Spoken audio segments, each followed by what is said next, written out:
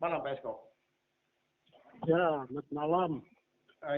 Yang saya ketahui, biasanya dalam garis besar, seorang pemimpin, seorang bupati, seorang kepala daerah, dalam memimpin daerahnya, tentu harus ada pedoman. Pedoman ini biasanya dibuat di dalam RPJMD. RPJMD ini nanti secara teknis lebih lanjut dilaksanakan dalam yang namanya Renstra.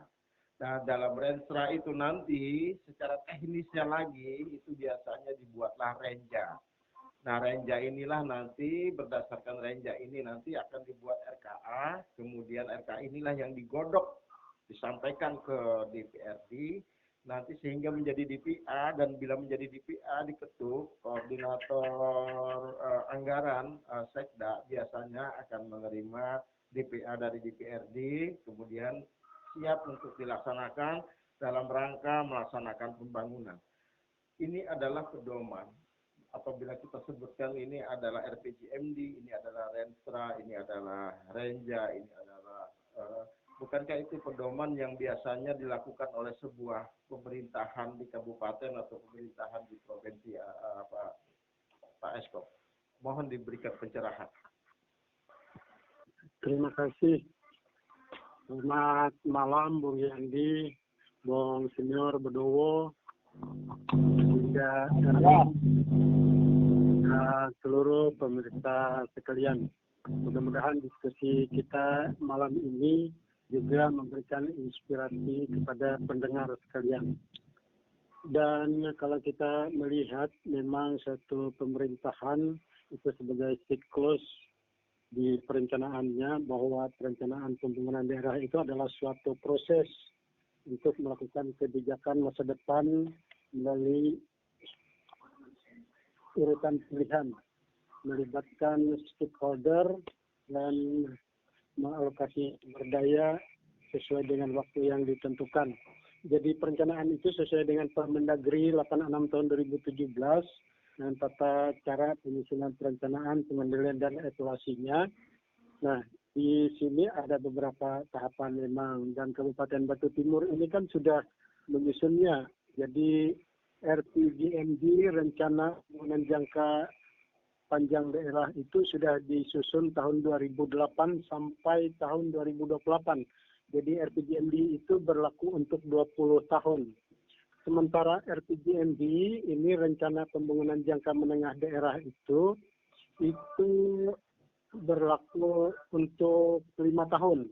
Dan pada umumnya ini pada periode kepemimpinan itu memang wajib menyusun rencana pembangunan jangka menengah 5 tahun itu.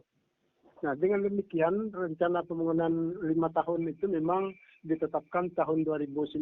Seingat saya sampai tahun 2023 memang sebetulnya mulai Bupati dilantik pada bulan September, rasanya 24 September 2018.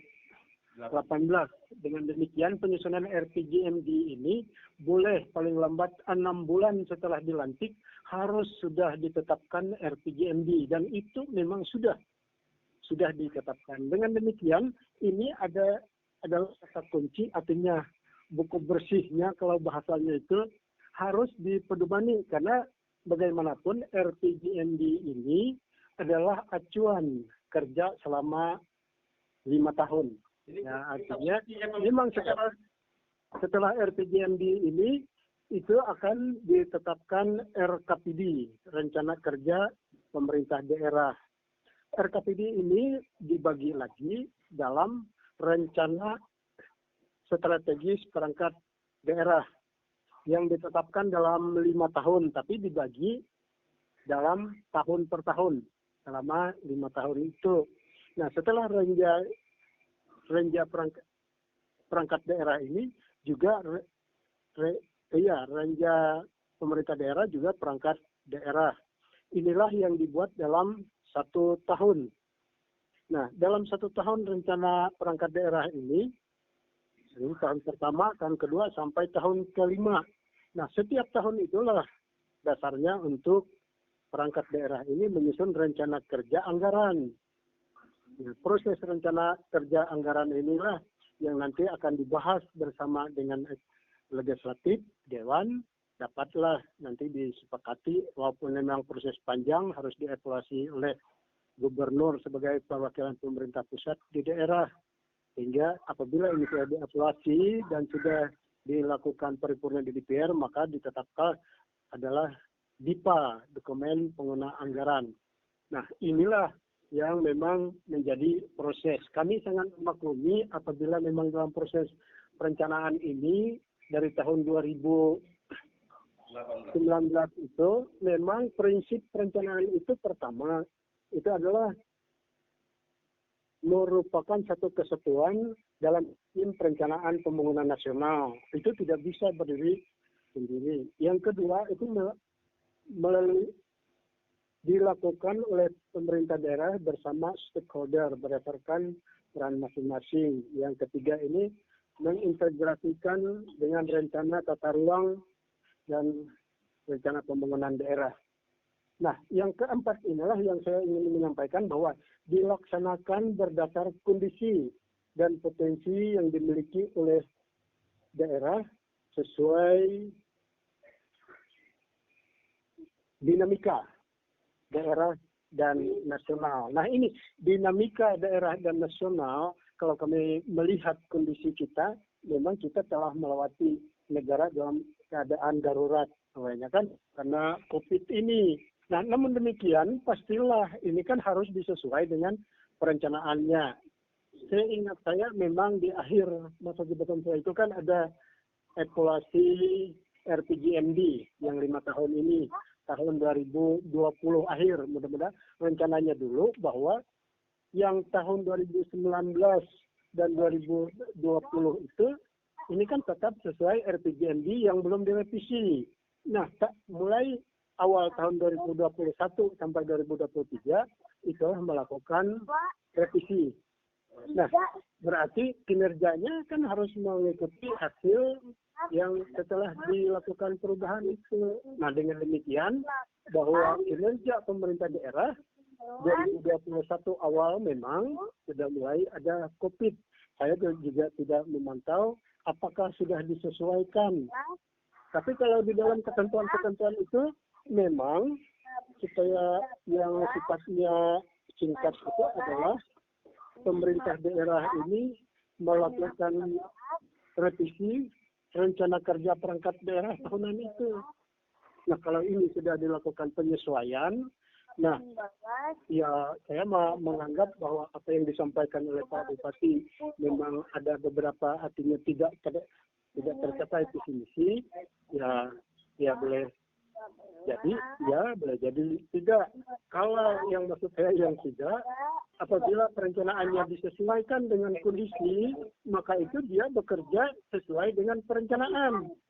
Tapi apabila ada pekerjaan-pekerjaan nanti setelah dilakukan evaluasi, walaupun banyak pekerjaan yang dilaksanakan, tapi tidak termasuk di dalam RPJMD, tidak sesuai dengan rencana strategis daerah, tidak sesuai dengan rencana kerja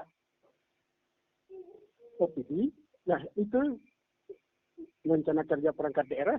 Nah, ini yang nanti setelah dilakukan evaluasi barulah dikatakan oh ini tidak tercapai, oh ini tidak berhasil, oh ini berhasil. Nah, ini akan bisa dilihat di akhir, dilihat dari perencanaan. Ada istilah orang apabila perencanaan itu benar berarti sudah 60% sudah sukses.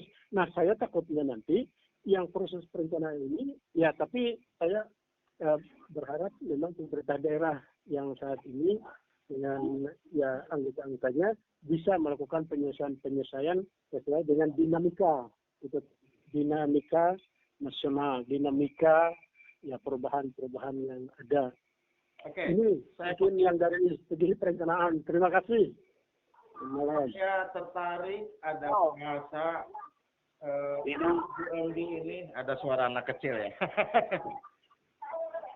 Saya tertarik ini ada bahasa bahwa RPJMD dilaksanakan berdasarkan kondisi dan dinamika. Artinya begini, saya ambil sebuah contoh bahwa kita saat ini seperti kata saya stop mengalami negara dalam situasi keadaan darurat. Artinya ini bisa saja kita pastikan bahwa ini adalah COVID. Nah, artinya RPJMD ini bisa disesuaikan dari hasil evaluasi, kemudian dilakukan revisi, gitu kan, untuk menyesuaikan pelaksanaan program-program yang akan dilaksanakan di masa situasi pandemi COVID-19 dan seterusnya. Tapi kalau ini memang saya dengar kemarin sudah ada revisi RPJMD, maksud saya begini, bukankah tidak perlu lagi ada kalimat, bahwa visi misi ini tidak bisa dituntaskan? Bagaimana menurut Bapak? Seharusnya ini kan tidak ada kalimat itu, karena semua program harus jalan. Kalau memang ada revisi atau evaluasi dari RPJMD di 2020 akhir atau 2021 awal. Harusnya ini tidak ada, karena ini sudah dilakukan penyesuaian. Setiap program artinya harus disesuaikan sehingga bisa dijalankan sesuai dengan rencana. Bagaimana menurut Pak Esko? Iya, yang namanya perencanaan itu ada rumus-rumusnya. Yang pertama itu transparan, responsif, efisien, efektif, akuntabel, lalu partisipatif, terukur. Nah, saya lebih kepada yang terukur ini. Nah, apabila itu memang yang dikerjakan sesuai dengan perencanaan dan terukur, saya kira ya memang umpamanya yang di awal kan tidak tercapai karena COVID. Tapi di proses perencanaannya apabila ini disesuaikan, katakanlah ini rencana membangun fisik, tapi karena COVID lalu itu tidak tercapai. Tapi memang kegiatannya adalah menangani yang pandemi ini. Nah, oleh sebab itu yang kegiatan pandemi harus masuk apa saja. Katakanlah target dananya berapa, syaratnya berapa. Nah, dengan demikian berarti pemerintah daerah bukan tidur. Jadi ada pekerjaan. Tapi apabila yang kegiatan itu tadi sudah terukur ini, tapi tidak masuk di dalam proses perencanaan tahapan itu tadi, RPJMD, Registra, Renja, RKA, DIPA itu tadi kuning, maka pada saat dievaluasi itu kan bekerja sia-sia. Karena bekerja tidak sesuai dengan rencana yang sudah ditetapkan. Berarti penilaiannya RPJMD itu kan peraturan. Ini kan peraturan daerah. Berarti ini undang-undang. Nah, itu wajib dilaksanakan. Maksud Pak Esko, bila bisa saya pertegas Pak, apabila ini tidak sesuai perencanaan, misalkan dalam RPJMD tahun ini akan membangun misalnya 100 km jalan, ya kan? 100 km jalan ini kemudian hanya terbangun misalnya 50 km, berarti 50 km itu kan tidak sesuai dengan perencanaan ini dikarenakan COVID-19, gitu kan? Tapi seharusnya nilai yang bisa diberikan nanti, ini kan RPJMD bisa disesuaikan ya Pak ya, maksudnya ya, disesuaikan, tetap ada nilai pelaksanaan program itu sesuai dengan mengacu pada revisi yang sudah dilakukan yang kemarin. Nah, apabila misalkan sudah revisi juga, terus ada pernyataan bahwa visi misi ini tidak bisa terlaksana secara tuntas, begitu kan? Berarti kan ini ada banyak pertanyaan nih Pak. Apakah ini prediksi Pak Esko juga sama dengan banyak orang gitu kan? Bahwa ini sih pekerjaan yang dilaksanakan banyak yang tidak sesuai rencana. Iya. Jadi kalau kita melihat, kalau itu asalnya umpamanya jalan pakai aspal, makanya kan target 5 tahun itu 500 km. Misalnya iya betul. Ternyata mulai jalan sampai 2020, lalu karena COVID baru terlaksana 100 dari 500 katakanlah. Betul. Nah dengan demikian mestinya itu pada saat perubahan kemarin kan berapa kemungkinan artinya anggaran yang tersedia. Nah sehingga katakanlah itu direvisi menjadi 400 atau katakanlah 300 agar bisa tercapai. Nah, 300 sudah 100 sudah terlaksana. Berarti selama 4 tahun harus tercapai 200 km. Nah, apabila memang tetap tidak tercapai dari 200 km itu, ya berarti kan memang tidak tercapai. Tapi ada satu lagi cara penyelesaiannya. Memang OPD yang teknis bersangkutan itu kan harus melakukan evaluasi setiap tahun. Apabila karena anggarannya tidak tercapai, ya memang harus direvisi rencana kerja. Kalau revisi rencana kerja bukan merevisi perda, tapi merevisi ditetapkan dengan peraturan bupati. Nah, yang target tadi ternyata setelah dilakukan perubahan-perubahan itu terjadi hanya 200, katakanlah. Lalu mereka hanya bisa 180. Ya berarti kan tidak tercapai seluruhnya, ya sekitar 90%. Nah, itu cara mengevaluasi pada saat yang akan datang. Tapi kita yakin kalau itu memang prosedur itu ditetapkan, nah perubahan ini memang harus disampaikan dari OPD teknis kepada bupati melalui sekretaris daerah. Nah, apakah sekretaris daerah sudah melakukan itu? Ya, Bapak tidak akan menjabat dilihat lagi. pada saat evaluasi. Ya, Bapak tidak menjabat lagi ya, Pak ya. Ya. Artinya Itu saya pikir langkah-langkah yang memang secara teknis administratifnya memang harus seperti itu. Apabila ini dibiarkan dari 500 tadi sampai akhir jabatan tidak dilakukan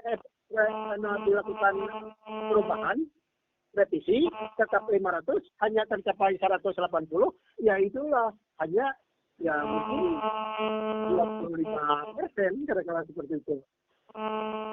Itu pemikiran yang kalau kita kasih masukan kepada mereka rekan-rekan saya. Oke Pak, satu lagi Pak Eskop. Ya. Pada saat Pak Eskop masih menjabat, saya pikir di 2018 Pak Eskop masih menjabat nih ya, sampai 2020 ya Pak ya? Ya. Sampai 2020. Pak, seingatnya menurut Bapak, pendapatan pemasukan daerah kita totalnya di bawah 2000 sebelum COVID itu tiap tahunnya berapa Pak? Di rata-rata? Kalau artinya memang dari seingat saya dari 2014 sampai 2018 itu kan makin menaik memang, walaupun memang tidak signifikan. Ya, seingat saya lebih 80 miliar. Pernah itu lebih 100 miliar pendapatannya. Nah, ini Pak, maksud saya itu yang memang anggaran total tahunan untuk membangun Bartim setahunnya di dalam Perda. Berapa total semua? Apakah 800 M rata-rata atau 700 saja totalnya pendapatan? Ya, berkisar antara 900 miliar lah. Ingat saya di 2018, 19, 20 itu ya sekitar 968 miliar. Tapi kalau yang realisasinya waktu itu, kalau targetnya pernah 1,025 miliar, tapi tidak tercapai. Ya, bahkan realisasinya 2021 targetnya 1,1. Realisasinya 900-an lah. Sekitar 900-an pendapatan kita realisasinya Pak ya. Artinya ya, baik itu dari pendapatan asli daerah setiap tahun. Setiap tahun ya, baik itu dari pendapatan asli daerah, bagi hasil maupun pendapatan lain-lain yang sah, itu mungkin maksudnya. Ya, oke. Berarti kalau di masa pandemi dan memasuki tahun 2020, ya kan, itu kan menurut saya secara hitung-hitungan itu kurang lebih aja sama. Kurang lebih sama, berkisar min plus di angka 900. Berarti tidak ada perubahan gitu kan. Bahkan setiap akhir-akhir yang sekarang ini kan cenderung menurun nih.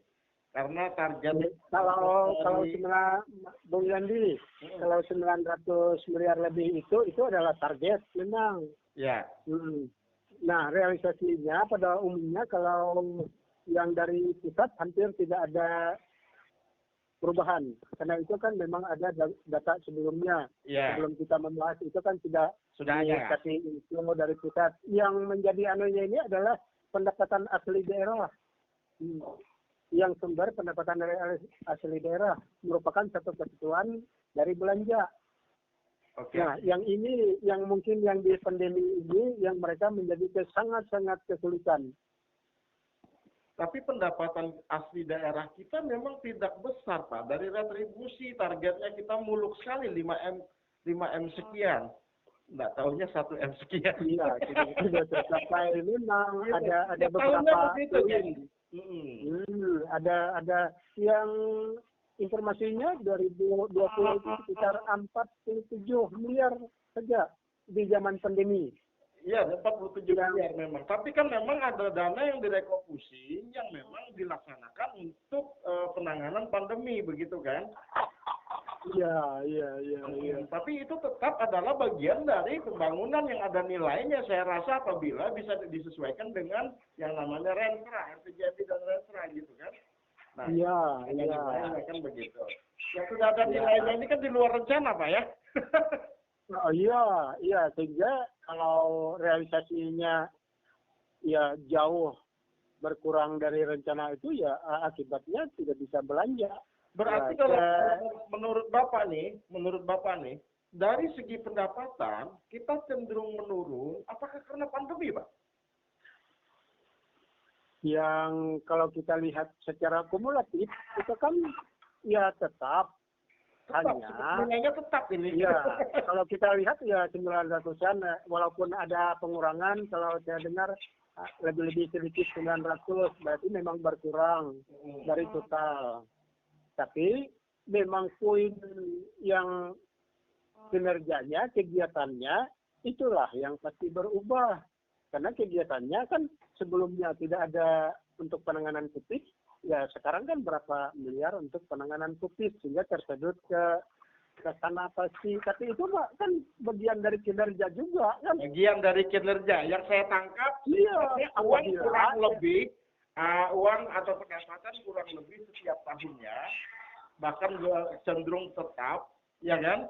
Tapi tidak begitu naik dari pendapatan asli. Nah ini yang tidak bisa diatasin oleh pemerintah daerah, begitu kan? Nah akibatnya apa? Jadi persoalannya ketika banyak masyarakat yang menanyakan ternyata bukan COVID, karena ini hanya nilai pekerjaan yang berubah.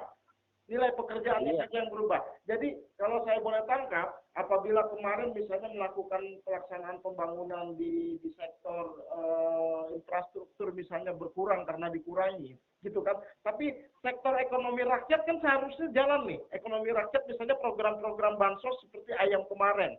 Bahkan saking hebatnya nih pemerintahan kita nih menggunakan dana DIDI untuk melaksanakan visi misi itu begitu kan. Nah ini kan sebenarnya cenderung tetap berkelanjutan sebuah pelaksanaan pembangunan. Jadi kalau dilihat ini bukan karena COVID-nya, sepertinya apakah karena program yang tidak begitu efektif dan efisien dilaksanakan, Pak? Seperti program yang gagal. Iya, mestinya kan itu kan ada proses perencanaan, monitoring, evaluasi. Nah, di sana ya mestinya kan ini kan harus menjadi acuan di berikutnya. Makanya apabila proses perencanaan itu jalan, umpamanya kegiatan ini tidak tercapai hanya tercapai realisasi 80%. Maka kegiatan yang 20% tertunda karena tidak tercapai itu tadi, itu menjadi prioritas tahun berikutnya. Nah, sehingga tahun berikutnya itu sudah 120% karena dia harus meng-cover yang 20% tahun sebelumnya tidak tercapai, ditambah tahun berjalan 100%, berarti 120%. Berarti karena di perencanaan dan program ya, Pak ya? Bukan COVID. Iya, kalau saya memandang dari segi program, apabila itu tidak dievaluasi kembali lalu ini menjadi prioritas.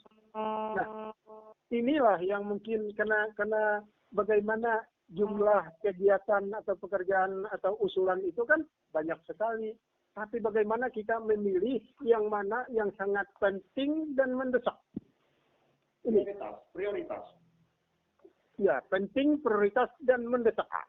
Apabila ini tidak termasuk, ini tidak dimasuk ke dalam program. Makanya itu memang setelah 1 tahun itu berjalan, maka semestinya Kepala OPD itu melakukan revisi renja tahunan.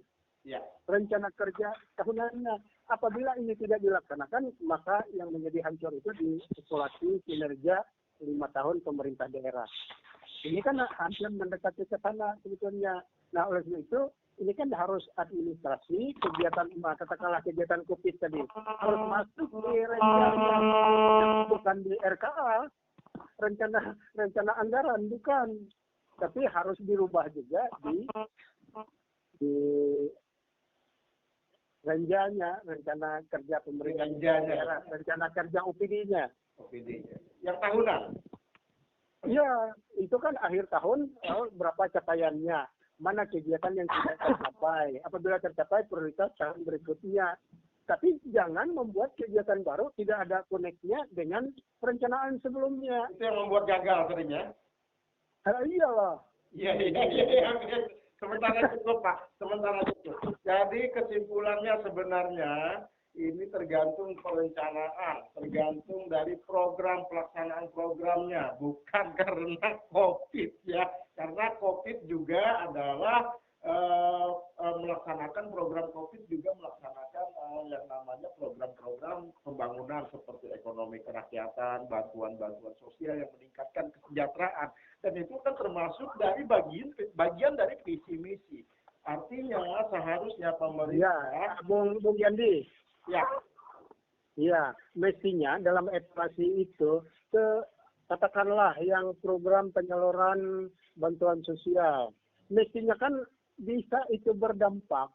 Itu apabila disalurkan di awal, sehingga itu berdampak pada tahun berjalan. Tapi apabila ini katakanlah ini penyaluran bibit ikan, penyaluran ternak tahun 2022. Tapi disalurkan di Desember atau November 2022, itu tidak berdampak apa-apa untuk masyarakat tahun berjalan, kecuali tahun 2023. Jadi kalau dievaluasi input outcome dari kegiatan itu tidak tercapai.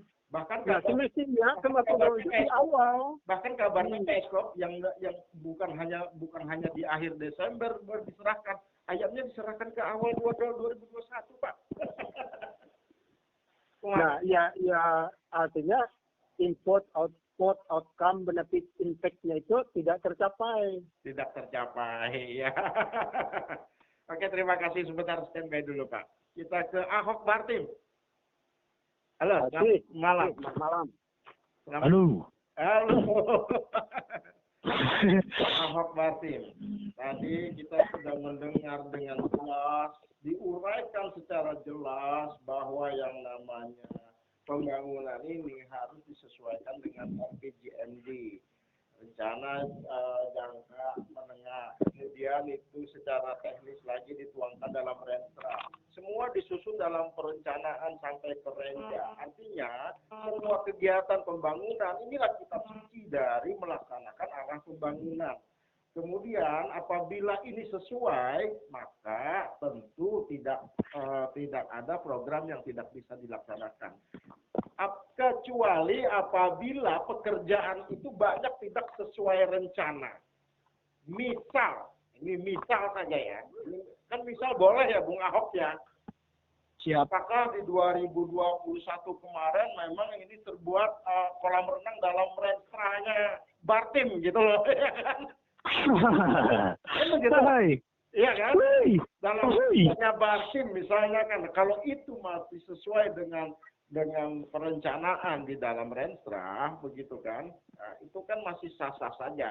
Yang khawatirnya apakah ini memang sudah masuk dalam Renstranya, ya kan? Atau belum, gitu kan? Atau dadakan? Nah, menurut Ahok Bartim gimana?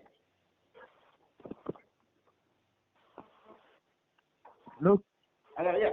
Menurut Ahok Bartim gimana ini, ya kan? Oke. Selamat malam untuk semua. Salam hormat saya untuk kakek saya, Pak Badowo. Salam hormat juga untuk orang tua saya, Pak Eskop. Salam sehat. Salam sehat. Salam sehat selalu, Pak. Untuk Bung Yandi, terima kasih. Untuk para pendengar radio semua. Semoga dari penjuru ke penjuru sehat. Saya simpel menurut kacamata saya sebagai masyarakat kecil, masyarakat bawah. yang berbicara realita yang ada di Barito Timur. Saya berbicara realita di depan mata. Ketika berbicara birokrasi, orang tua saya Pak Eskop lebih sangat memahami itu. Kemudian ada kakek saya juga Pak Bado, mereka yang lebih paham. Nah, jadi dalam penyampaian saya kali ini adalah menurut kacamata saya sebagai masyarakat kecil yang melihat adanya penyampaian di media bahwa visi misi Barito Timur tertunda dikarenakan COVID-19. Saya hanya berbicara kepada orang yang menyatakan tersebut. Tidak sampai tuntas maksudnya, bukan tertunda. Ya, tidak tuntas. Ya kalau mau tuntas tidak cukup 5 tahun ya kan. Jangan beralasan, jangan membuat sebuah alasan seperti yang sudah saya katakan, panci lah bolong, payung lah sobek, jangan. Karena apa, kita berbicara berkacamata di depan mata saja, di mana selama adanya pandemi COVID-19, banyak program pemerintah berjalan. Banyak. Bahkan tidak hanya menggunakan APBD, juga menggunakan dana desa. Ya salah satunya yang disampaikan tadi adalah pengadaan ayam. Artinya kan program itu berjalan di masa pandemi COVID. Ya, betul. Ketika berbicara tuntas tidak tuntasnya, artinya ada sebuah mekanisme yang harus dilakukan, ya kan? Kalau menurut kacamata saya. Kemudian terkait dengan visi misi Bupati Barito Timur, yang mana Martin yang sehat, sejahtera, dengan pemerintahan yang amanah. Saya hanya menyampaikan bahwa sudah amanah kan? Karena ketika berbicara amanah adalah sesuatu pemerintahan yang dijalankan secara amanah pasti mendatangkan sebuah kebaikan, perubahan yang positif untuk masyarakat. Jangan menjadi alasan bahwa COVID membuat tertunda tidak tuntasnya visi misi. Karena selama kejadian COVID, banyak program-program pemerintah berjalan. Proyek-proyek berjalan. Banyak. Bahkan menggunakan DD, pengadaan ayam, pengadaan ini, pengadaan itu. Dan dalam pengadaan ayam, menggunakan ADD, itu apakah melalui hasil musrembang? Tidak, itu kebijakan. Kebijakan siapa? Masa semua desa itu memiliki program yang sama? Tidak mungkin, ya kan? Nah, kemudian terkait proyek kolam renang. Ya, fokus ya. Nah, kemudian terkait proyek kolam renang, saya memiliki data yang sangat lengkap. Dan saya sudah pernah menyampaikan. Video sudah saya sampaikan di mana-mana lah, termasuk di YouTube saya. Simple. Kemana nyo, Be? Kemana ya? Iya. Simpel saja. Terkait kolam renang, sudah sesuaikah dengan perencanaan yang ada? Itu sudah maksudnya, dikaji, dianalisiskah? Maksudnya itu, perencanaan apakah ini memang sudah ada termuat di dalam Renstra, gitu kan? Ya. Kemudian ini dilaksanakan, itu kan sah-sah saja kalau sudah termuat dalam Renstra, gitu kan? Ya. Cuman memang pasca pandemi COVID dan jangan-jangan dibuat dalam revisi kemarin, kan begitu? Saya simpel. Ketika berbicara proyek kolam renang, sebuah proyek pembangunan itu untuk kepentingan masyarakat. Untuk kepentingan masyarakat. Contoh kita ketika membuat sebuah bangunan, membuat jalan, artinya ketika selesai proyek pembangunan tersebut selesai, berarti bisa digunakan. Sampai detik ini kolam renang, silahkan seluruh masyarakat Barito Timur lihat. Masih dikelilingi dengan seng. Oke. Itu yang pertama. Yang kedua, saya sudah terjun ke lapangan bahwa ada konstruksi bangunannya sudah retak-retak dan pecah. Nah, kembali ke perencanaan, saya pernah menyampaikan bahwa sudah sesuaikah dengan juklak juknis yang seharusnya. Di mana salah satunya, saya pernah mempertanyakan itu kepada pihak terkait bahwa direksi kit yang digunakan itu apa? Karena direksi kit dalam sebuah konstruksi, pembangunan proyek itu pasti terencana. Ada anggarannya. Ada anggarannya. Ketika mereka menggunakan aset pemerintah daerah, meskipun ya gedung eks pameran itu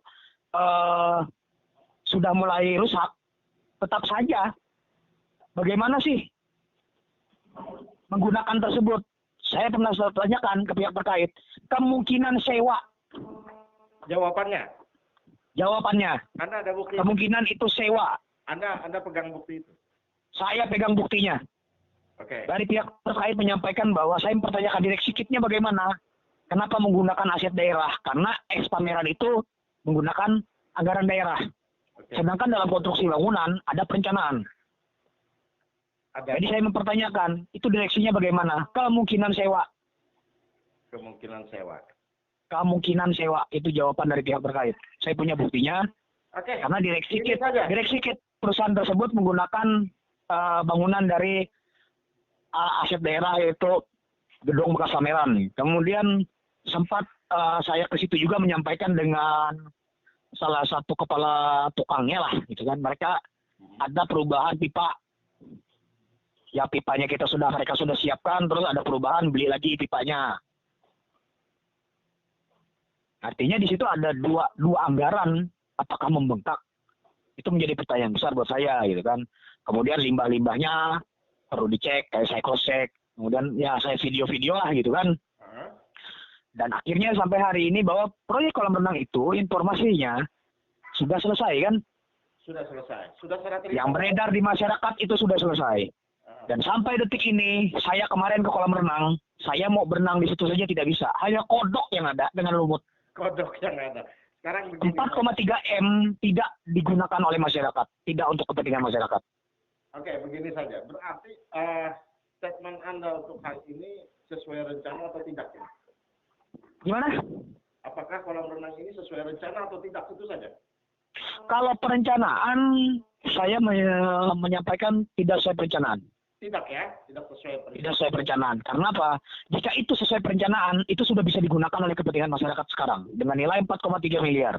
Coba seperti pernah yang disampaikan kakek saya, Pak Bado, 4,3 miliar gunakan untuk masyarakat. Berguna itu. Oke, tahan dulu. Seperti yang disampaikan orang tua kita tadi, Pak Eskop. Yang urgent, yang penting, kolam renang penting dan urgentkah di masa pandemi? Oke, berarti Sungai banyak untuk mandi. berarti ada program-program justru di masa pandemi ini yang harus dipertanyakan dan proyeknya begitu besar. Maksud saya begitu kan? Betul. Nah gitu ya. Berarti kan salah satunya adalah misalkan kita sebut saja apakah yang untuk drainase dan Sarunai kemudian kolam renang itu memang sudah sesuai dengan Renstra gitu kan? Atau memang misalnya baru dibuat pada saat revisi kemarin kan begitu ya kan? Kalau memang sesuai dengan Renstra gitu kan? Nah berarti kalau memang baru saja dibuat dan direvisi harusnya kan program yang lebih sesuai dengan pansus kemarin lebih dirasakan lebih manfaatnya ke masyarakat luas atau masyarakat banyak gitu kan? Iya. Nah jadi kan istilahnya kita kan ingin menemukan satu titik temu apakah benar bahwa visi misi ini pembangunan yang banyak tidak terlaksana ini dikarenakan COVID kan begitu. Kita ingin menemukan itu jawabannya. Kita mau menguji kenyataan itu sebenarnya, gitu kan? Oke, kita ke Pak Senior kita Pak Badowo dulu. Pak Senior, selamat malam. Selamat malam. Pak Senior ini biasanya mengamati secara hukum. Bahkan beliau ini malah melintang di politik. Bartim sudah cukup lama dan salah satu pendiri Bartim. Dan beliau juga rupanya juga adalah salah satu kontraktor. Tadi di awal Pak Eskop sudah memberikan penjelasan bahwa tidak perlu ada pernyataan seperti sulit dituntaskan, tidak tuntas atau bagaimana itu tidak perlu ada pernyataan seperti itu. Jika sesuai dengan perencanaan yang sudah ditetapkan. Jikapun misalnya sulit merencanakan dari perencanaan itu, maka akan dilakukan evaluasi dan itu bisa direvisi.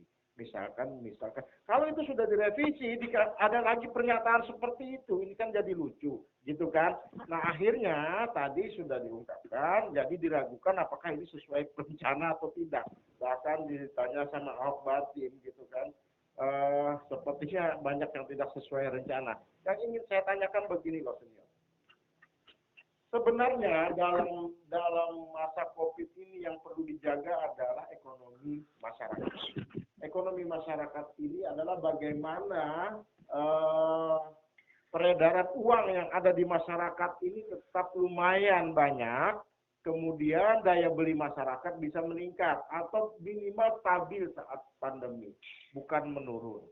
Tapi persoalannya dari 116 kontraktor ya, senior ya, yang masih aktif sepertinya hanya puluhan, atau boleh dikatakan kurang lebih anggap 20-an lah ya, 20-an. Dan mungkin pekerjaan-pekerjaan besar seperti kolam renang Danau Sarunai akhirnya tidak bisa diambil oleh kontraktor lokal karena sudah mati suri mereka.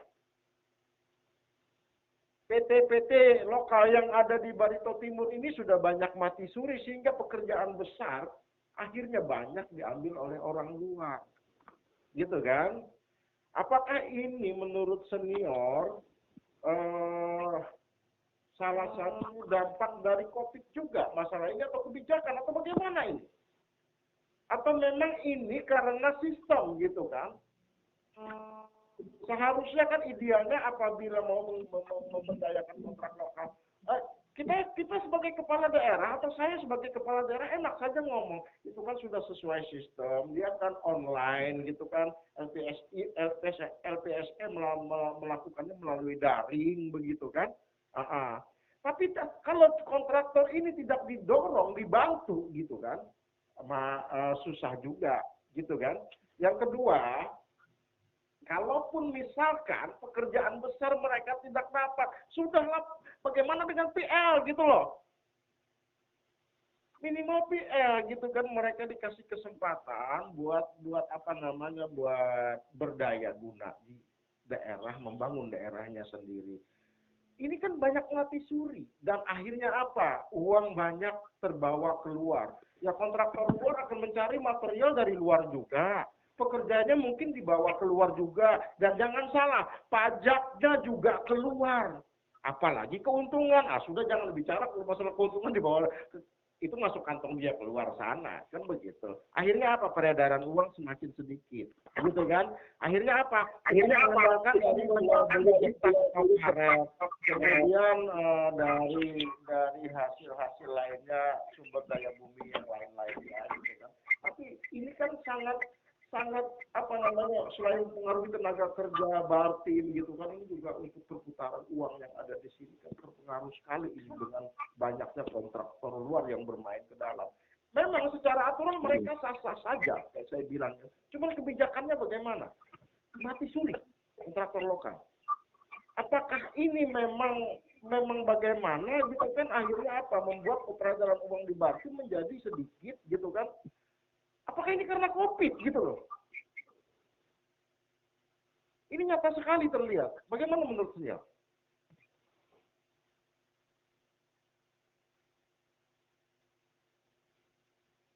Senior cukup jelas ya?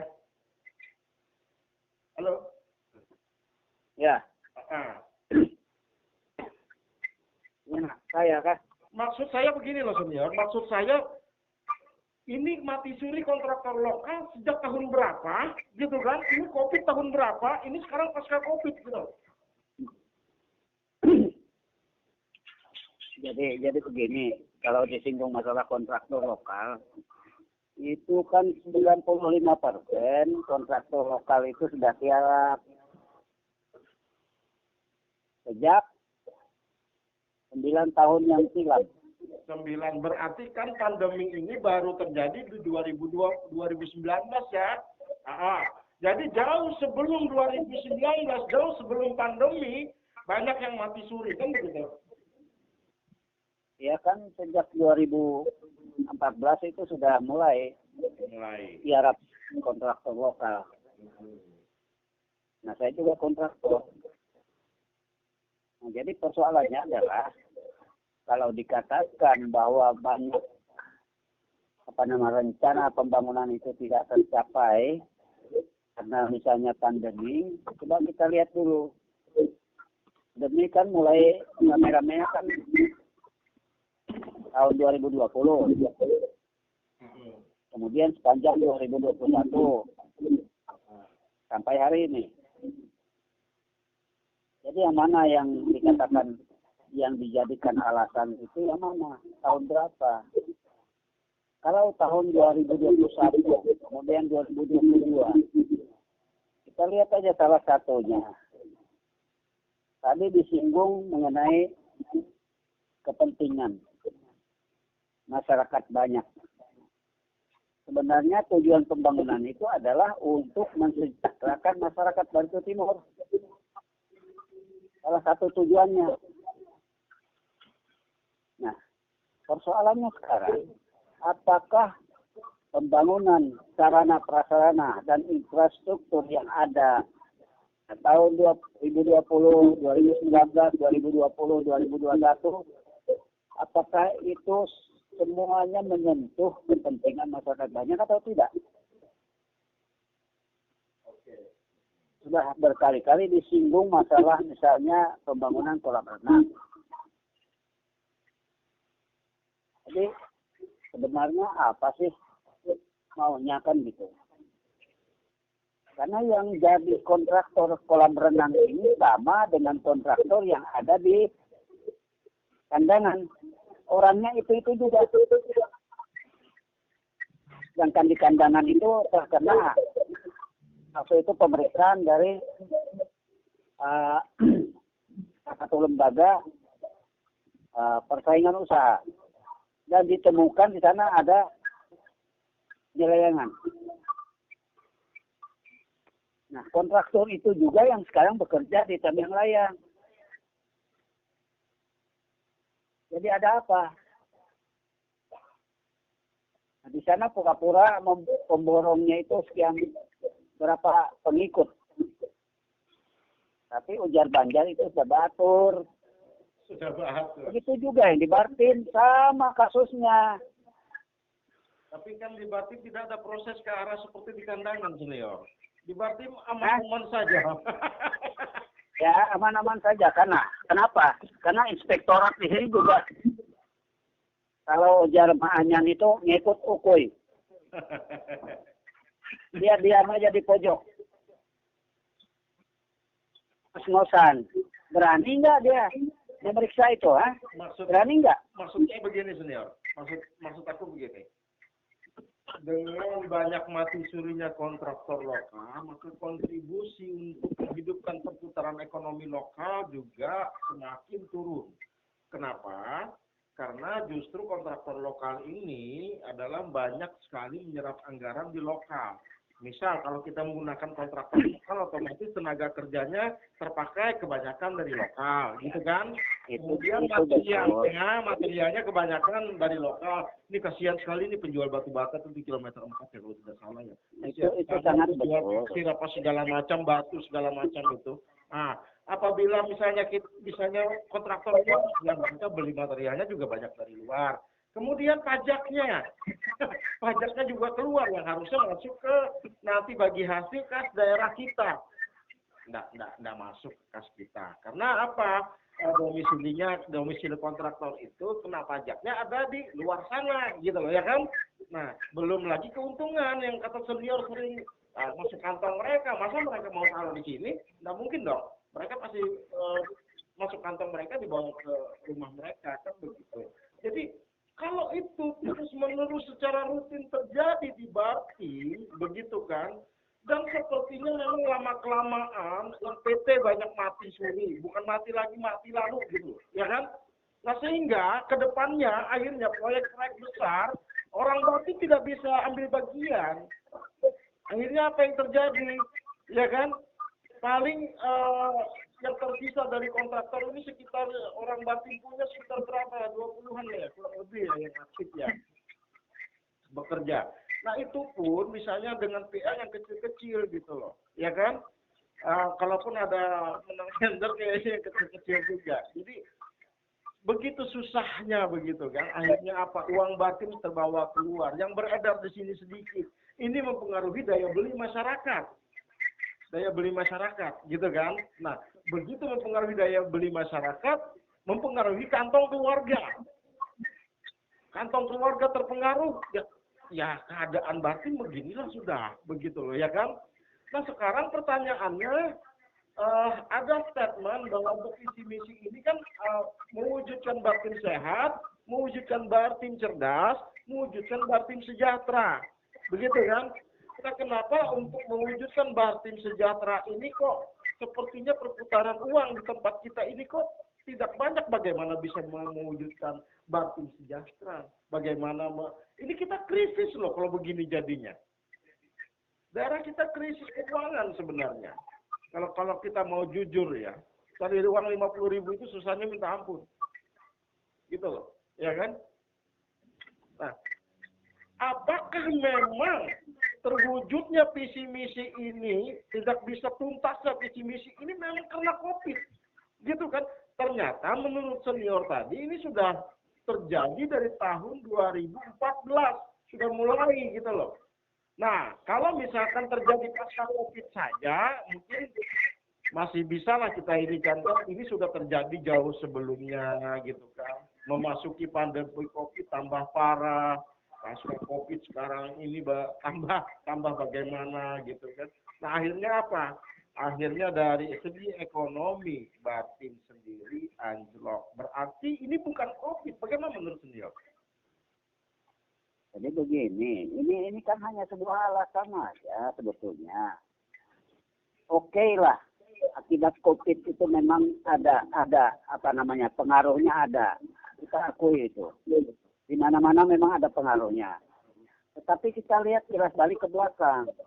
Sebelum COVID itu apakah sudah maksimal? Visi misi itu bisa dicapai?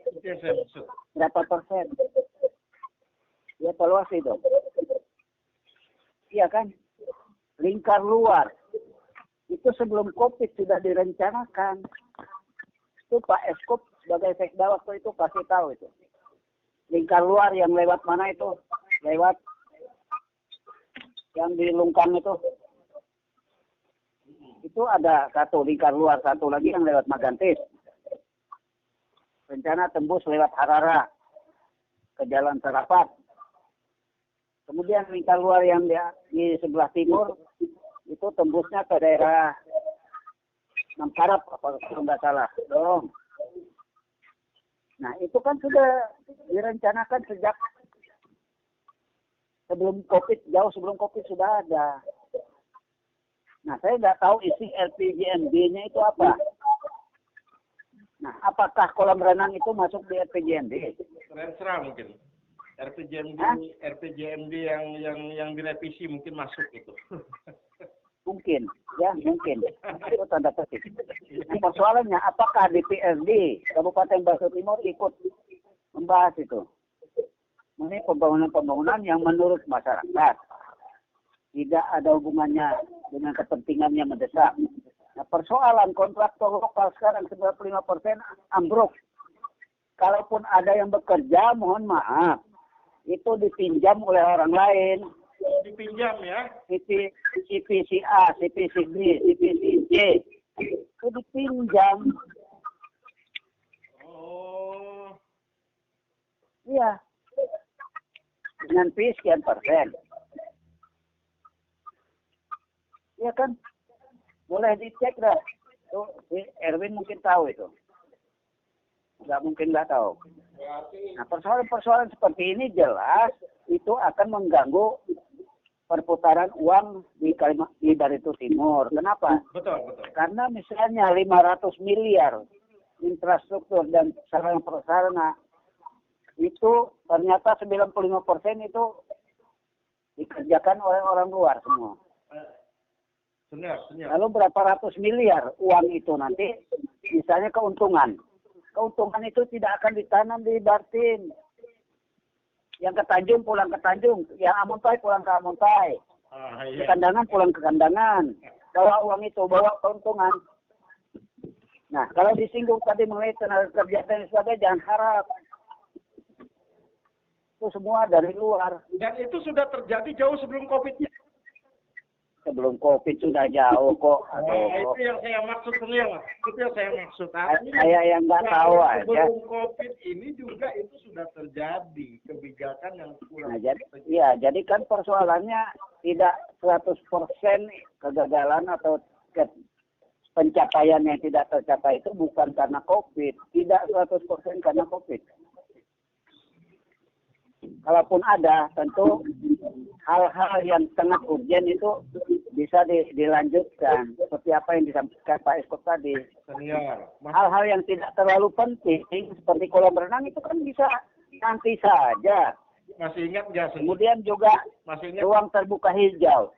Itu kan bisa nanti. Nah, masih ingat nggak, senior? Yang terdampak COVID ini adalah mereka yang berusaha, misalnya pedagang tradisional kita sudah berulang-ulang kita sampaikan di talk show ini.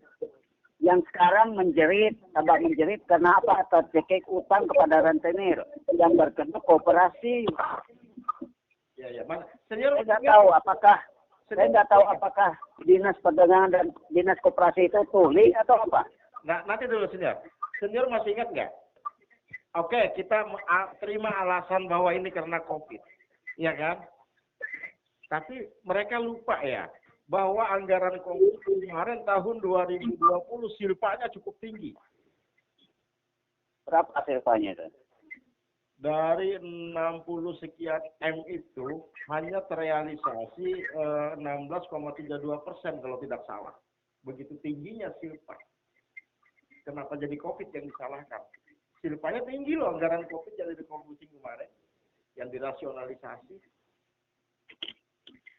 Ya sekarang kan misalnya itu anggaran-anggaran yang dipotong karena COVID. Nah persoalannya apakah yang sudah diterima oleh masyarakat itu sesuai bantuan-bantuan yang mereka dapatkan? Artinya alasan COVID membuat visi misi tidak tuntas itu juga meragukan ya. Ya itu kalau saya berpendapat itu tidak terlalu fokus kepada COVID itu. Kenapa? Karena bisa kok hal-hal yang lain yang bisa dikerjakan. Yang menyangkut hajat hidup orang banyak. Ya, satu lagi seharusnya. satu lagi senior.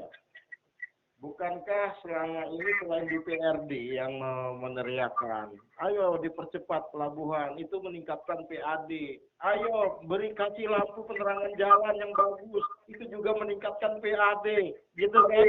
Ayo OPD yang memang strategis untuk pemasukan PAD yang cukup besar harus ditepati tenaga-tenaga yang memang basicnya memang bisa meningkatkan OPD tersebut dari segi pendapatan, ya kan?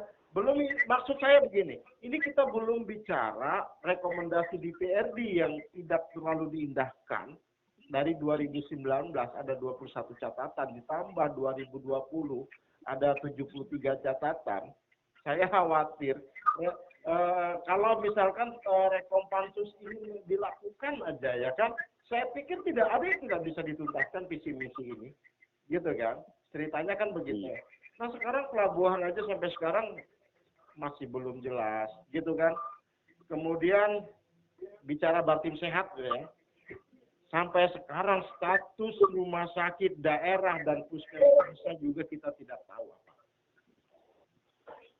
status akreditasinya. Kenapa? Pelayanan itu kuncinya di akreditasi. Semakin baik status akreditasinya, semakin baik pelayanannya. Jadi kita tidak perlu bicara, ini dokter ini kosong, ini dokter ini tidak ada. Kita bisa menilai di status akreditasinya saja. Kalau sudah tingkat, apalagi kalau bicara tingkat utama dan paripurna, beres sudah itu. Lebihan dokternya. Mau mewujudkan Batim Sehat bagaimana? Mau mewujudkan Batim Cerdas bagaimana? Mau mewujudkan Batim Sejahtera bagaimana? Nah, apabila kita menelaah diskusi malam ini, sepertinya ya peristiwa seperti ini jauh sebelum COVID juga banyak kebijakan-kebijakan yang dianggap tidak sesuai perencanaan. Ini yang membuat akhirnya visi misi susah dituntaskan. Mungkin begitu. Pelabuhan saja sampai sekarang kan tidak ada. Bagaimana menurut senior? Ya, jadi kan begini. Kalau menyinggung masalah pelabuhan tadi, itu sebenarnya letak pada keseriusan dari pemerintah kabupaten saja. Itu sebenarnya. Apakah sudah diurus ke Departemen Perhubungan? Sebenarnya kalau mau diurus yang benar, saya pikir tidak terlalu sulit. Kan Jokowi sudah bilang, izin-izin itu jangan dipersulit. Sekarang lebih dipermudah. Apakah itu sudah dilaksanakan oleh pemerintah Batin atau belum? Dan di usia senja mau mengejar ekonomi kerakyatan, pabrik karet dan harga getah. Aduh, nggak usah mimpi lah. Kita fokus ke pelabuhan dulu. Saya sampaikan bahwa banyak sekali orang mempertanyakan, kok CPO lewat pelabuhan di Buntok? Berapa ratus kilometer ke sana? 100 kilometer, 100 lebih. Nah, kalau itu ada di Telang Baru, yang pelabuhan yang ada itu, tentu lebih banyak keuntungan juga perusahaan. Tidak terlalu banyak ongkos untuk angkutan. Dan pemerintah daerah juga dapat PAD. Tapi ongkos angkutannya. Jadi pertanyaan besarnya ada apa sih? Tapi ongkos Sudah angkutannya buka itu. Pelabuhan Telang Baru sudah buka tempat. ya kalau itu sempat buka dengan itu kemarin nanti dulu. Tapi kan kalau di Telang Baru SK 300 kan kemarin ada keluar. iya sebentar. SK 300 nanti ya. Itu kan kalau Keluar apanya? Ada SK 300 kemarin keluar penggunaan pelabuhan Telang Baru. Oke, itu nanti. Untuk apa? Oke. Kita bukan perlu SK. Iya. Kita perlu fakta di lapangan. Apakah sudah dapat izin dari Departemen Perhubungan, Kementerian Perhubungan untuk pelabuhan yang masuk di dalam di kawasan sungai? Oke, banyak sekali. Jadi itu persoalannya. Kita kalah cepat dengan apa yang dilaksanakan di Kalsel. Banyak sekali persoalannya kita. Pelabuhan-pelabuhan sungai yang di Kalsel itu jalan semua dan PAD-nya masuk ke provinsi, ke daerah, ke kabupaten. Kenapa? Karena saya pernah menjadi tim pengawas tambangan batubara di Kalsel. Oke. Saya tahu persis. Oke, senior. Nanti Dan mereka mengurusnya itu betul-betul rame-rame gotong royong. DPR-nya, pemerintah daerahnya, dinas OPD terkait, mereka sama-sama ke Jakarta urusannya. Dan selesai. Itu persoalan. Nah sekarang serius tidak pemerintah Kabupaten Batu Timur untuk mengurus itu.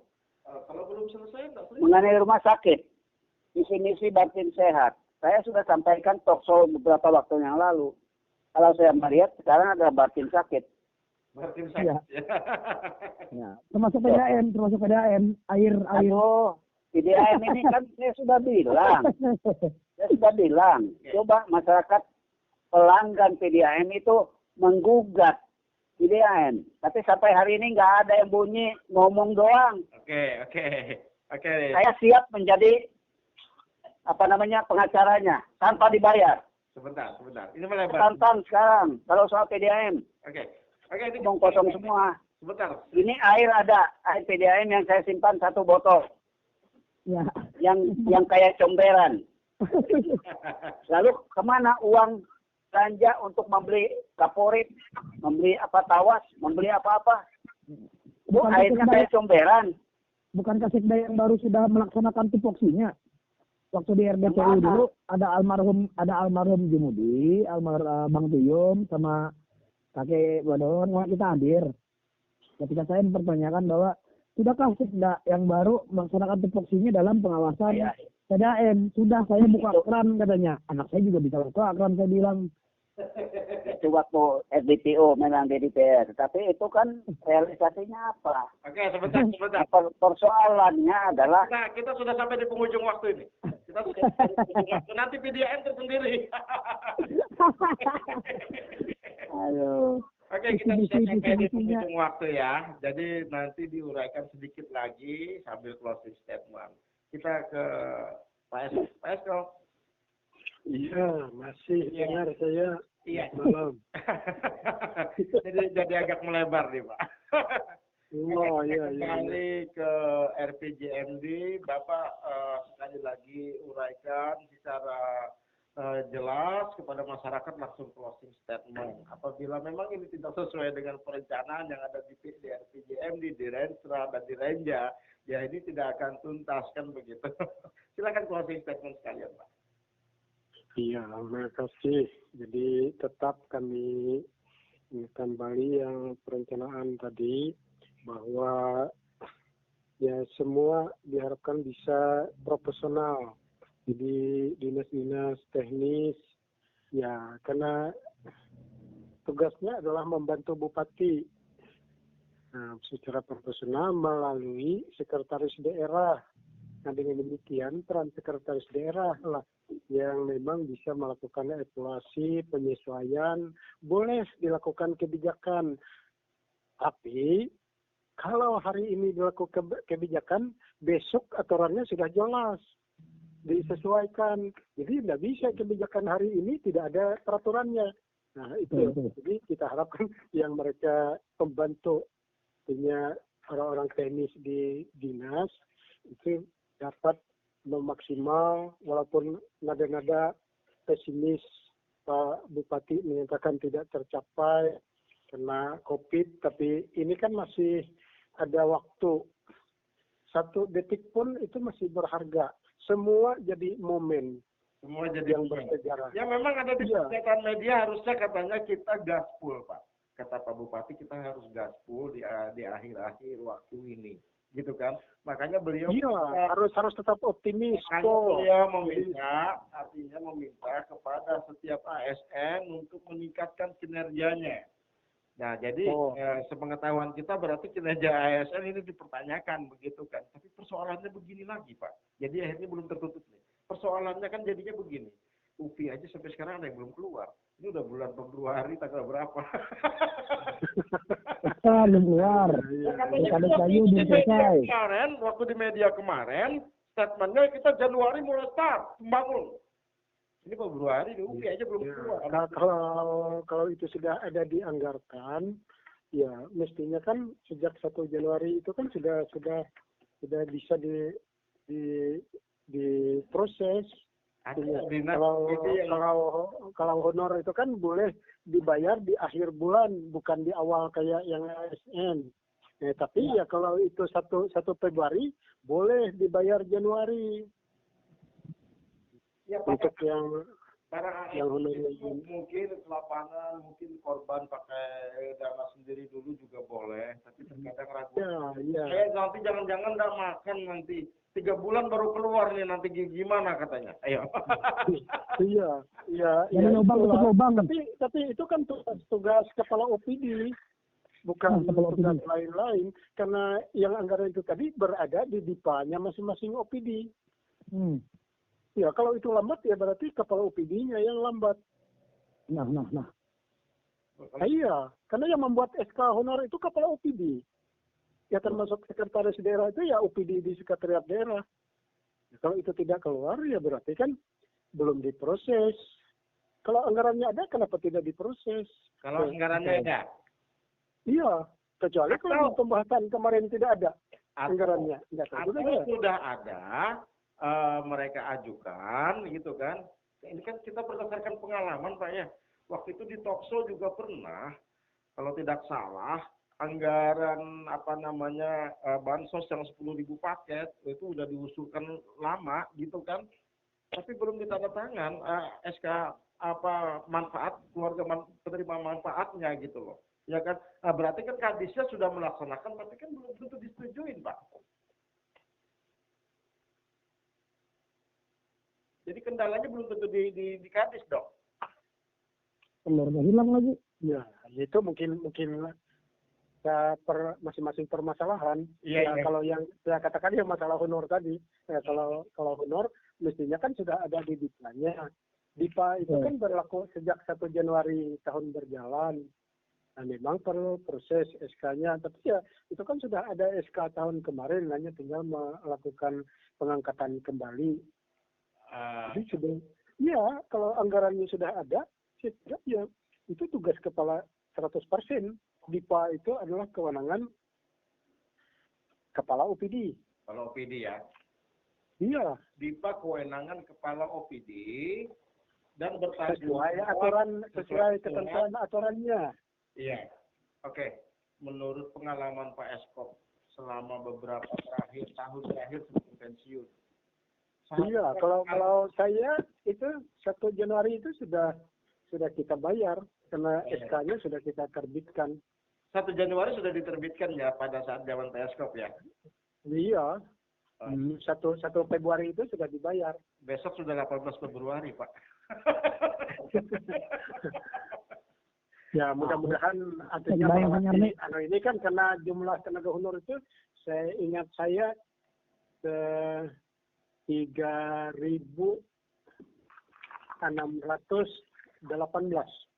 Termasuk saya dulu itu, Pak. Oke. Ya, dulu Waktu zaman Bapak. ya jumlah tenaga honornya 3.618, yang PNS-nya 3.632. Ya, min plus. Oke, closing statement Pak Asko. Jadi saya rasa itu mudah-mudahan punya masyarakat bisa juga mendengar dan bisa memahami proses perencanaan, dan ya harapan kita juga pemerintah daerah juga bisa dengar artinya. Tapi saya yakinnya sebetulnya kalau latar belakang yang pembantu bupati ini kan memang sudah sesuai SK-nya dianggap cakep dan lampu. Tuh. Artinya kalau yang saya katakan tadi ya memang dari hari-hari, apalagi kalau sekdanya mantan berbeda, itu kan semua tidak ada yang salah. Ya kira itu, jadi kita tetap memberi kesempatan kepada pemerintah daerah, secara khusus Pak Bupati, menuntaskan rencananya, gerakkan semua potensi ASN yang ada, sehingga apa-apa pekerjaan yang masih tertunda, inilah kesempatan. Jadi hari, menit, detik, minggu, bulan, tahun ini semua menjadi momen. Sehingga apa yang masih bisa dilaksanakan, laksanakan. Apa yang perlu dieksekusi, eksekusi. Saya kira itu. Jangan terlalu lama berpikir. Jangan terlalu lama. Kalau itu benar, aturannya benar, logikanya benar, laksanakan. Laksanakan. Aturannya benar, logikanya benar, laksanakan. Ya. Iya. Okay. Kalau aturannya sudah benar, logikanya benar, nggak usah takut, laksanakan. Sepanjang kita bukan untuk kepentingan pribadi. Sepanjang bukan untuk pribadi. Oke, itulah closing statement yang sangat baik dari Pak Eskop. Sepanjang untuk kita kepentingan pribadi, di ujung waktu ini, di sisa waktu ini, manfaatkan, laksanakan, eksekusi. Manfaatkan waktu yang ada. Menurut beliau ini adalah menit-menit, detik-detik, dan sisa waktu yang tidak banyak lagi, tapi masih ada kesempatan untuk melakukan gaspol. Okay. Ya, gaspol. Kalau sudah selesai, tidak ada yang bisa disesalkan. Tidak ada yang bisa disesalkan. Oke. Silakan Bung Erwin closing. Lanjut. Selamat malam. Terima kasih. Bung Erwin, silakan closing statement. Ya, sedikit saya yang mungkin punya orang tua kita dari Pak Eskop. Oke. Gaspol, pernyataan Bupati Gaspol. Gaspol. Kalau saya sih gas yes ya. Gas yes. Yang jelas seperti kutipan yang pernah saya baca di sebuah buku. Untuk membangun Bartim ini butuh super team, bukan Superman. Butuh super team, bukan Superman. Karena realitanya kita sekarang adalah Superman, bukan super team ya. Oh, realitanya harusnya super team. Kita ini Superman ya, bukan super team ya. Harusnya super team kita, bukan Superman. Tapi realitanya Superman yang ada. Superman yang ada. Kenapa? Karena semua keputusan ada di pemangku kebijakan. Saya berbicara realita. Oke. Artinya, selesai seperti yang sudah saya sampaikan, ini detik-detik akhir periode. Tinggalkan sebuah citra yang baik. Tinggalkan sejarah yang baik. Tinggalkan sejarah yang baik. Ya. Betul. Anda ingin mengatakan macan mati meninggalkan belang, harimau mati meninggalkan belang, gajah mati meninggalkan gading ya. Manusia ya, karena meninggalkan nama. Ini saya berbicara sebagai masyarakat. berbagai masyarakat saya sudah dengar, dan tidak hanya saya. Jadi saya berbicara membandingkan, kita pasti pembanding itu butuh gitu kan. Saya ingat ada yang menyampaikan pembanding itu butuh. Kita jangan membanding-bandingkan lah, untuk apa itu dibanding kalau tidak banding-bandingkan. Untuk apa itu dibanding ya, kalau tidak dibanding-bandingkan ya. Saya ingat dulu waktu pernyataan sebuah jalan yang hampir semua diaspal, jangan membanding-bandingkan daerah lain. Untuk apa itu dibanding? Oke, closing statement-nya. Closing statement-nya simpel, selesaikan yang ada, jangan membuat masalah yang baru. Selesaikan yang ada, jangan membuat masalah yang baru. Itu closing statement-nya. Oke, kita beralih ke senior kita Pak Bado. Silakan langsung closing statement. Ya, terima kasih. Jadi kalau kita sudah menyampaikan oleh talk show, ini pasti didengar oleh orang banyak. Dan mudah-mudahan responnya juga positif. Kenapa? Karena tujuan kita membicarakan Pak Artin di talk show ini supaya ada perbaikan ke depan. Kan begitu. Nah, semua perencanaan harusnya pakailah SWOT, ya. Salah satunya. Jadi, strength, weakness, opportunity, placement. Apakah itu sudah dianalisis demikian rupa? Hingga bisa kalau ada masalah, lalu jalan keluarnya apa? Itu harusnya sudah ada di otak para pemikir. Jadi jangan menyalahkan visi misi. Intinya tadi adalah visi misi yang tidak tercapai karena COVID. Boleh saja disalahkan. Dan memang COVID kita akui. Itu ada. Dan itu bisa mengganggu juga kinerja pemerintah daerah. Sehingga tidak tercapai apa yang diinginkan. Tapi persoalannya, kita kilas balik ke belakang. Sebelum COVID pun apakah semua sudah tercapai atau belum? Sebelum COVID. Belum. Itu persoalannya. Jadi simpel aja. Nggak usahlah kita terlalu COVID, kupat, macam-macam. Lihat aja ke belakang dulu. Betul. Jalan lingkar itu. Yang dari bundaran apa itu? Gunung apa? Gunung Perak. Gunung Perak. Itu ke arah Maganti sama ke arah apa namanya? Mengkarap. Itu sudah sampai mana? Salah satu, dan itu sebelum COVID sudah ada direncanakan. Kita tidak ingin mencari kesalahan, tidak. Tapi kalau kesalahan itu ada di depan mata, kenapa tidak? Kita ungkapkan supaya apa? Supaya ke depan ada kinerja perbaikan. Itu gunanya kritik. Bukan kritik untuk menjatuhkan atau untuk merusak, tapi adalah secara konstruktif Ya. kita berpikir ke Kita depan. menginginkan pemerintahan ini sampai akhir periode kok, ngapain menjatuhkan? Ya, kita ingin begitu. Saya berhasil. Nah, tadi disinggung masalah karet. Itu sebenarnya sudah apalah urusan basi sebetulnya. Karena perbaikan harga karet tidak mungkin kalau tidak bisa kita melawan tengkolak yang ada. Ya, tengkolak-tengkolak dari hulu sungai, dari mana-mana masuk ke sini. Nah, persoalannya mereka bisa mengeluarkan duit sekian 10 juta, sekian ratus juta bisa. Kenapa? Karena otak tengkolak itu ada di Banjarmasin. Oke. Loh, saya kan pemanfaat juga pernah. Ya, jadi ini talkshow kita kemarin, jadi Nah, sudah jadi ditalkshow-kan. ya itu makanya. Nah, itu kan persoalan-persoalan. Tadi sudah disinggung oleh Erwin tadi, masalah banding-membanding. Kan katanya beberapa waktu yang lalu jangan bandingkan dengan daerah lain. Karena saya sering membandingkan dengan daerah apa? Batu Kajang. Itu kecamatan. Iya. Loh, itu ibu kota kecamatan, Bung. Ya, senior sering menyentil Batu Kajang masalahnya. Oh iya, kita nggak usah jauh-jauh dah. Banding-membanding yang ada di dekat kita. Bagaimana lihat Batu Kajang? Semua bank ada di situ. Bukopin apa segala ada di sana lengkap. Apa artinya? Artinya perekonomian di sana sangat berkembang, menggeliat, berkembang. Yang tadinya hanya dusun, berubah jadi desa, jadi kelurahan, sekarang jadi ibu kota kecamatan. Nah, kenapa saya membandingkan itu? Karena kita melihat bagaimana kinerja mereka memanfaatkan uang yang ada untuk membangun. Lihat aja, 12 kilometer di depan jalan itu adalah jalan dua arah. Ya, satu arah ya, satu arah.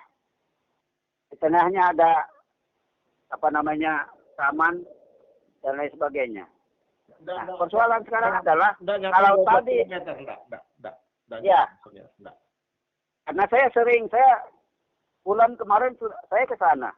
Ya, yang saya tahu yang jalan-jalan satu arah itu yang ada terbagi di trotoar itu dari mesnya mereka tambang sampai kaki Ya, Kideko sampai kakinya Gunung Rambutan. Ya, betul. Ujung masjid. Saya tahu itu. Saya tahu persis itu. Kalau sampai kaki Gunung Rambutan itu 16 kilo. tapi lah iya, karena saya 8 tahun bekerja di Kaltim. Ya, tapi saya tahu persis. Tapi tidak satu arah. Nah, kenapa kita bandingkan itu? Supaya kita belajar dari mereka bagaimana membangun. Walaupun itu kecamatan, Buntok aja kalah. Kemudian persoalannya adalah kenapa diadakan studi banding kalau tidak perlu perbandingan. Tadi sudah disinggung sama Erwin. Oke. Kenapa banding-banding ke Pontianak jauh-jauh? Itu kan persoalan. Jadi jangan mencari alasan, pembenaran. Tapi cobalah kita berpikir bagaimana positif ke depan kita perbaiki. Itu yang penting. Pak Senior, kalau ke Pontianak perjalanan aja 2 hari Pak Senior. Ya kan? Iya. 2 hari. Berapa dananya? Berapa duit kan gitu. Lalu siapa yang pergi? Berapa hotel? Kalau cuma siapa yang pergi? Jadi hotel, uang jalan dan lain sebagainya itu nanti SPPD itu bengkak juga di sana ngambilnya. Tapi memang sudah dianggarkan kan. Nah, persoalan sampai. Oke. Ya. Closing statement-nya. Jadi kan persoalan seperti ini, saya dalam talk show ini, dalam closing statement saya, janganlah menyalahkan si corona. Ya. Apapun alasannya, sangat tidak terlalu tidak terlalu menyentuh. Karena sebelum corona kita bisa membandingkan apakah itu sudah sejauh itu sudah lebih bagus. Nah, persoalan-persoalan ini perlu perbaikan. Nah, apakah dalam jangka waktu sekarang nanti Mei 2023 sudah selesai itu barang? Iya kan? Nanti PJ yang turun. Oke. Nah, kalau misalnya persoalan ini tidak diselesaikan sekarang dalam waktu misalnya 14 bulan ini, lalu apakah visi misi ini berapa persen bisa tercapai? Ini kita perlu meninjau, kilas balik ke belakang supaya ke depan kita lebih bagus melangkah. Persoalan. Dan saya malam ini sangat berterima kasih karena salah satu tokoh masyarakat yang juga mantan eksekutif Pak Eskop boleh hadir di sini. Kita dorong Pak Eskop, kita dukung supaya tetap hadir. Jangan takut ke depan melangkah dengan tegas dan tegap untuk Bartim. Walaupun beliau sudah pensiun, tidak ada masalah. Oke. Karena kita akan berbuat untuk Bartim, walaupun hanya dengan ngomong nyerocos. Tapi kalau nyerocosnya itu untuk kemajuan, itu adalah satu hal yang sangat bagus. Ya, closing statement Senior. Ya, closing statement saya, visi misi kalau boleh dicapai dalam 14 bulan ini. Jangan menengok ke belakang kepada Ratu Corona. Jangan menengok ke belakang kepada Corona ya. Capailah. Ya. Artinya gaspol dan gas yes. Ya, harus begitu. Bung Yandi. Ya. Bung Yandi. Kebetulan ini kan sebelum ditutup, saya menyampaikan juga bahwa kemarin kita sempat ingin melaksanakan aksi, kemudian ada dimediasikan untuk pertemuan dengan Bupati. Pertemuan dialog dengan Bupati secara langsung diwakilkan oleh para tokoh masyarakat.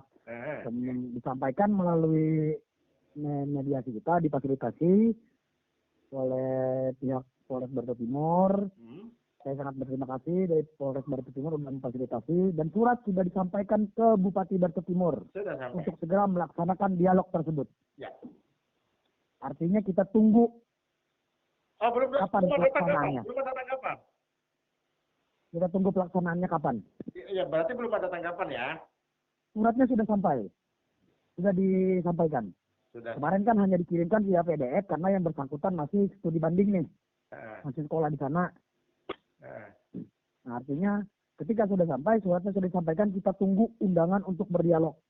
Oh, belum ada undangan berdialognya kapan ya? Betul, pelaksananya kapan. Jadi nanti setidaknya melalui siaran hari ini kan bahwa kita tidak sekadar keluar-keluar. Oke, nanti saya di closing statement saya nanti akan saya ungkapkan juga.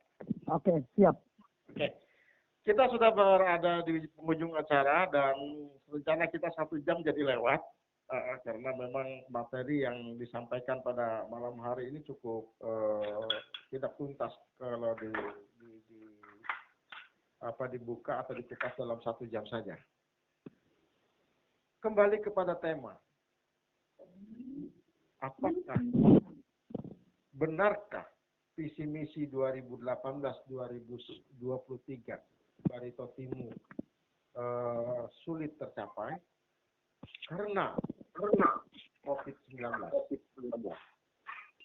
Berdasarkan diskusi yang sudah kita paparkan dalam Peskop menyatakan bahwa kitab sucinya pemerintahan ini ada di RPJMD, di mana nanti RPJMD itu nanti ada yang dinamakan juga Renstra, dan di dalam Renstra itu nanti ada juga yang dinamakan dengan turun lagi ke rencana kerja atau Renja, di mana Renja itu nanti oleh masing-masing SKPD atau OPD membuatnya menjadi RKA.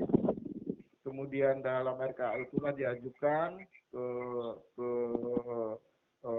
tim anggaran TPAD, dan TPAD akan menggodoknya, kemudian menyampaikannya membahasnya bersama DPRD, dan apabila disetujui, walaupun katanya prosesnya panjang, itu nantinya akan menjadi DIPA. DIPA itu akan diserahkan kepada Sekda untuk dilaksanakan. Prosesnya seperti itu. Jadi pembangunan sudah bisa dilaksanakan ketika sudah berada di tangan koordinator anggaran. Koordinator anggaran tentunya akan melaksanakan bersama aparat-aparatnya nanti DIPA yang sudah diserahkan tersebut. Dan ini tentunya nanti akan menjadi arah pembangunan untuk mencapai visi dan misi. Tapi pertanyaannya, kenapa ada sebuah statement di mana visi misi 2018-2023 ini akan sulit tercapai karena kondisi COVID? Setelah kita melakukan diskusi, ternyata pendapat dari segi aspek atau dari sisi pendapatan itu ternyata jauh sebelum COVID, bahkan memasuki masa COVID dan pasca COVID itu relatif sama. Dan bila kita kembali kepada pendapatan asli daerah, itu justru cenderung menurun. Nah, mudah-mudahan nanti dari sisi pendapatan ini bisa ditingkatkan. Faktor inilah bukan faktor COVID, karena faktor ini juga sudah jauh terjadi sebelum COVID. Di mana retribusi kita dari pajak daerah kita, itu rata-rata penerimaan menurut Peskop ya tidak begitu cenderung naik, begitu kan. Kemudian dari sisi lain, perputaran ekonomi, kontraktor lokal yang diharapkan mampu membangkitkan perputaran ekonomi Batin ternyata lama mati surinya.